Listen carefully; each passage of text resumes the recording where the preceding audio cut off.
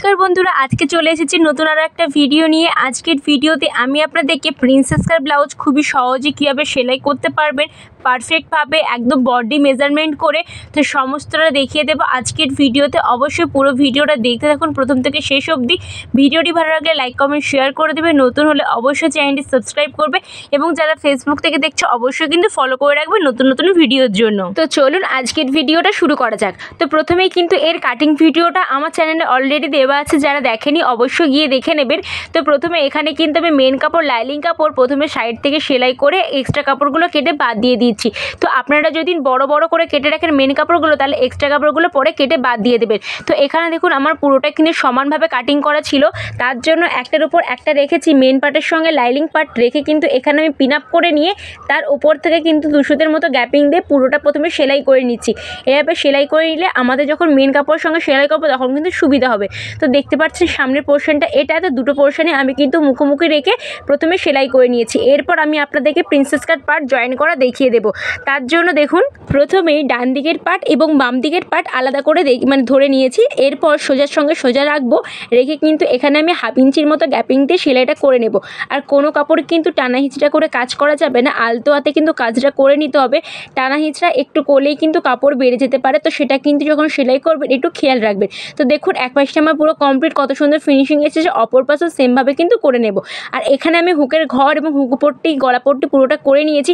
এটার video already আমি চ্যানেলে দিয়েছি অনেকবার আগে, তাই এখানে আর দেখাচ্ছি না, আমার অন্যান্য ভিডিও গিয়ে আপনারা দেখতে পেয়ে যাবেন। তো দুপাশে হুক পট্টি এবং হুকের ঘর পট্টি করে নিয়েছি। আর এটা হচ্ছে পিঠ, এখানে কিন্তু এয়ার নেক হবে। আর এয়ার নেকটাতে আমি কিন্তু এখানে আগে থেকে লাইনিংটা অ্যাটাচ করে রেখেছিলাম। আর পেছন পাটে এবার দেবো টেকিন। আর ওপরও কিন্তু গলাতে আমি এখানে পট্টি বসিয়ে রেখেছি, ওটা পরে আমি হাতে হেম সেলাই করবো, আমি কিন্তু মেশিন সেলাই করি না। তো প্রথমে এখানে টেকিন দেওয়ার জন্য মিডিল পোর্শন বের করে নিলাম ব্যাক পার্টে। তারপর এখানে দেখুন আমি টেকিনের লম্বা এবং চওড়াটা নিয়ে নিচ্ছি। তো তোমরা যতটা চাইবে লম্বা এবং চওড়া সেরকমভাবে কিন্তু নিয়ে নেবে। তারপরে দেখুন এখানে কিন্তু আমি 1/2 ইঞ্চির মতো গ্যাপিং দিয়ে নিচ থেকে ওপরের দিকে কিন্তু কোণ করে তুলে সেলাইটা করে নেব। নিচের দিকে নেব 1/2 ইঞ্চির মতো, আর ওপরের দিকে একদম কোণ করে সরু করে তুলে দেবো।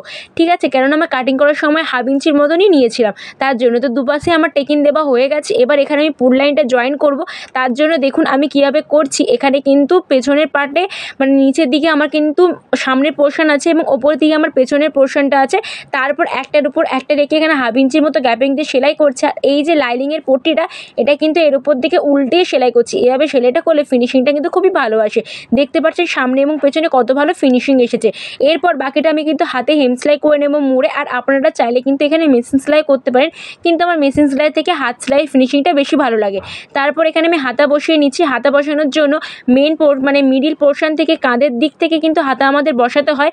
কাঁধের মিডিল পয়েন্ট এবং হাতার মিডিল পয়েন্ট বের করে নেব। তারপর মিডিল থেকে এক পাশে সেলাই করব, তারপর আবার মিডিল থেকে অপর পাশে সেলাই করব।